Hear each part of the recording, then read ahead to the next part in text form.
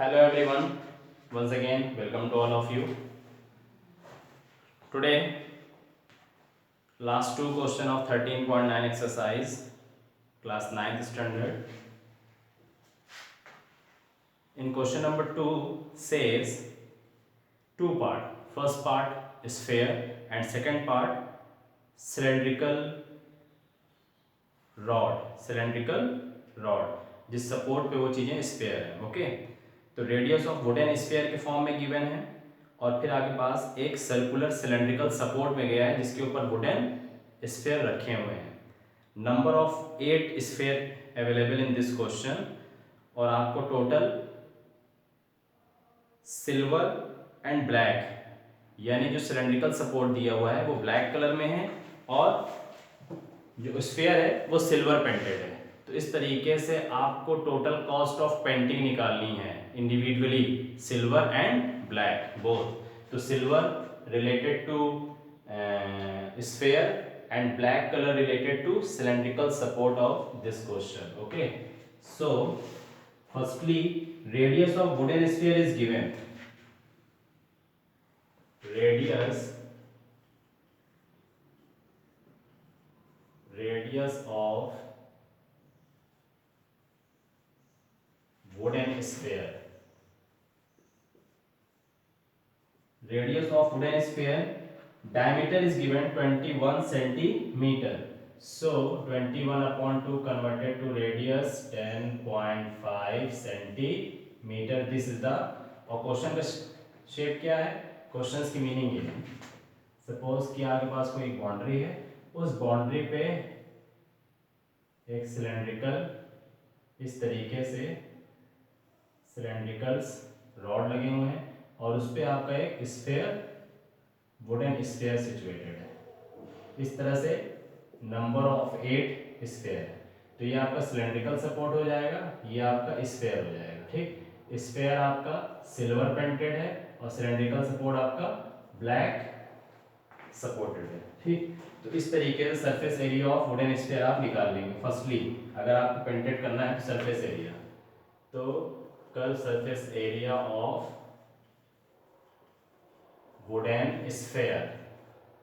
तो curve surface area of wooden sphere formula क्या होता है, 4 pi are square. So 4 pi are square but 4 and pi value of pi 22/7 same 22/7 into radius 10.5 10.5. Okay, so firstly अगर इसको हम solve करते हैं 10.5 को तो हम लोग का कैलकुलेशन पड़ आता है 1386 centimetre square. Save this answer. But इस तरीके से वुडन स्फीयर कितने हैं, 8 वुडन स्फीयर है टोटल. तो टोटल हम निकाल देंगे. ठीक है, एंड अगेन आपके पास कंडीशन बन जाएगी वुडन स्फीयर की एक. एंड सेकेंडली क्वेश्चन सेज कि radius of circular end of cylindrical support is 1.5 centimetre. यानी ये जो आपके पास है सिलेंड्रिकल सपोर्ट, यहाँ पे जो सर्कुलर एंड होगा उसका रेडियस गिवन है 1.5 सेंटीमीटर. इसको आप रेडियस R2 का नाम दे सकते हैं. ठीक, और जो सिलेंड्रिकल हाइट हो जाएगी वो 7 सेंटीमीटर गिवन है. ओके, तो curve surface area of cylindrical support निकालेंगे. Curve surface area of cylindrical support.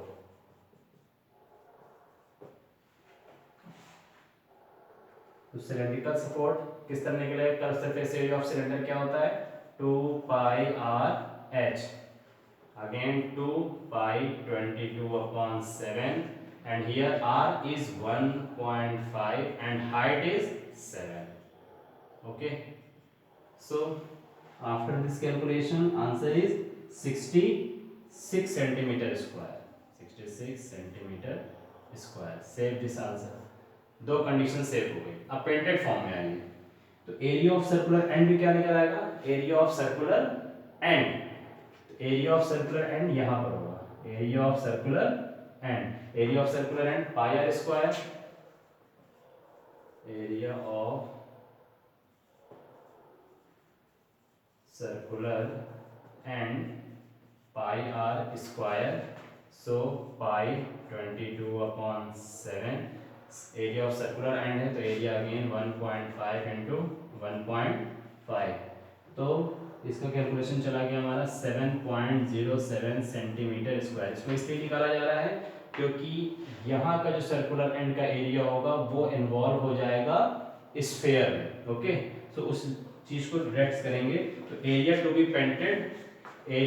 Painted of wooden sphere कितना बोल रहा है, एरिया टू बी पेंटेड है ना, तो area to be painted, area to be painted silver colour, area to be painted silver colour.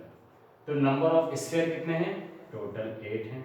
Okay, इसको लिख दिया हम लोग ने, और उसको हमको पेंट करना है। तो पेंट करने की कंडीशन क्या है, 1386। टोटल हमारे पास curve surface area of wooden कितना है, 1386। एंड क्या मैंने बताया कि उसमें ये सर्कुलर एंड का एरिया इसमें इन्वॉल्व हो जाएगा। तो इस पे आपका ब्लैक कलर की पॉलिश होगी, सिल्वर नहीं होगी। तो 7.07 सेंटीमीटर स्क्वायर। जैसे हमने इसको रिजॉल्व किया, इसको इस माइनस करके हम मल्टीप्लाई करेंगे तो आपका कैलकुलेशन पार्ट आएगा 11031.44 सेंटीमीटर स्क्वायर। तो ये आपके पास आ जाएगा सिल्वर कलर का एरिया की, जहां पर आपको सिल्वर कलर पेंट करना है, यानी this portion and this portion, ये सिल्वर कलर आपका पूरा एरिया चला जाएगा। Save this answer and now area. अब आपके पास कंडीशन क्या दी है, cost of painting given, cost of painting silver colour is 25 पैसे। तो cost of painting, cost of painting, cost of painting area to be a cost of painting with silver, तो total area 11031 into cost कितनी है 25 पैसे, 25 पैसे multiply किया 2757.86 rupees.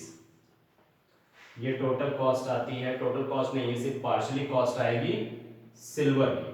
अब इसी तरीके से आपको निकालना रहेगा cost of painting with black colour, cost of painting with black colour. तो एरिया टू बी ब्लैक का निकालना पड़ेगा पहले। Finally area to be painted black, तो area to be painted black की मीनिंग क्या निकली थी, सिलेंड्रिकल सपोर्ट आप ब्लैक में कर रहे हैं। कितने सिलेंड्रिकल सपोर्ट होंगे, 8 होंगे। एक सिलेंड्रिकल सपोर्ट का कर्व सरफेस एरिया कितना आपके पास आया 66। तो इसका मल्टीप्लिकेशन कितना हो गया 528 सेंटीमीटर स्क्वायर, ये टोटल एरिया आ गया। इसकी भी कॉस्ट निकाल लेंगे, cost of painting with black.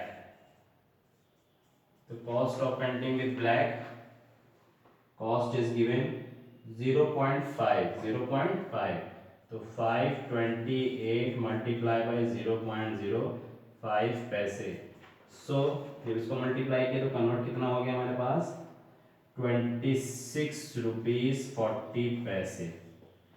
तो आपके पास दो different cost I, silver and black colour की। तो आपको निकालना था टोटल कॉस्ट। तो टोटल कॉस्ट ऑफ पेंटिंग कितनी चली जाएगी, दिस एंड दिस। तो टोटल ऑफ कॉस्ट पेंटिंग कितना चली जाएगी, हम लोग जो इसका सम कर देंगे, total cost of painting, total cost of painting is, दोनों का सम कर दिया 2784 रुपीज 26 पैसे। This is the answer. Okay, so 13.9 in question number 2 there are 8 cylindrical sphere and 8 cylindrical support। जैसे आपके घर की बाउंड्रीज होती हैं, उस बाउंड्री पे ये डिजाइन बनी हुई है। ठीक, तो हम लोग ने first of all curve surface area of sphere find कर लिया सिंगल का, फिर 8 से मल्टीप्लाई करके हम लोग ने उसका टोटल एरिया सेव कर दिया। एंड सिमिलरली हम लोग ने curve surface area of cylindrical support find कर लिया, और भी उसका हम लोग ने 8 से मल्टीप्लाई करके आंसर सेव कर लिया। जब फाइनली कॉस्ट निकालनी थी तो अमाउंट से मल्टीप्लाई कर दिया। टोटल कॉस्ट ऑफ पेंटिंग निकालनी थी सिल्वर एंड ब्लैक कलर, हम लोग ने दोनों को ऐड कर दिया। Okay, so this is the solution of question number 2 in this exercise. Question number 3.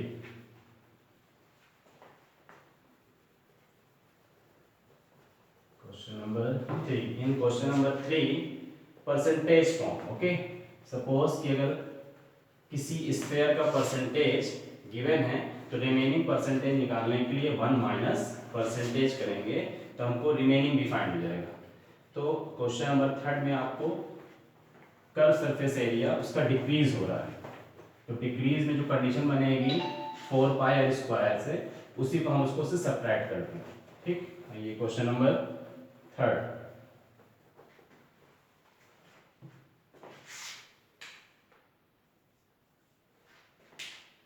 Question number 3 children says the diameter of a sphere is decreased, the diameter of a sphere is decreased। जब diameter decrease होगा तो volume and curved surface area भी decrease होगा। The diameter of a sphere is decreased by 25%. By what percent does its curved surface area decreases? तो curved surface area में कितना percent decrease होगा? तो फाइनली यहाँ पर डायमीटर का रोल है, तो हम लोग को लेट करना पड़ेगा। 25% दिया हुआ है, तो हम लोग लेट कर लेते हैं diameter of sphere be D. Let diameter of sphere be D. जब डायमीटर ऑफ स्फीयर है तो हमारा रेडियस ऑफ स्फीयर क्या हो जाएगा जिस समय डिक्रीज नहीं हुआ था। ठीक, रेडियस r1 नाम दे देते हैं। बिफोर डिक्रीजिंग तो रेडियस r1 ऑफ स्फीयर क्या हो जाएगा d/2 सिंपली। ओके, d/2 हो जाएगा। उसके बाद जब डिक्रीज हो गया तो new radius r2 of sphere after decreasing. तो आफ्टर डिक्रीजिंग में जब R2 हो जाएगा तो क्या डिफरेंसेस आएगा, कितने परसेंट डिक्रीज कर रहा है, 25% डिक्रीजेज। तो आपके इनिशियल रेडियस का कितने परसेंट डिक्रीज हो रहा है, 25%। तो मैंने उसको फ्रैक्शन फॉर्म में कर दिया, कोई प्रॉब्लम। ठीक, तो 100 एलसीएम लेंगे, 100 माइनस 25, 75 अपॉन 100, 25 को 3 से कैंसिल होगा, 3/4। ओके, 3/4। सो 3/4 टू ज़ा 8d। तो रेडियस r2 ऑफ स्फीयर क्या निकलेगा, 3/8d, और इनिशियल रेडियस क्या हो जाएगा, d/2। किसका परसेंटेज फाइंड करना है, कर्व सरफेस एरिया। तो निकाल लेते हैं curve surface area of sphere, इसको टाइटल देते हैं S1। Curve surface area of sphere 4 pi r square, 4 pi r1 square. So 4 pi r1 d/2. So d square upon 2 to the 4 cancel, pi d square. Save your answer, pi d square. This is the curved surface area of before decreasing. And now next, curved surface area of sphere. Curved surface area of sphere S2। Curve surface area of sphere S2 निकालेंगे तो 4 pi r2 square.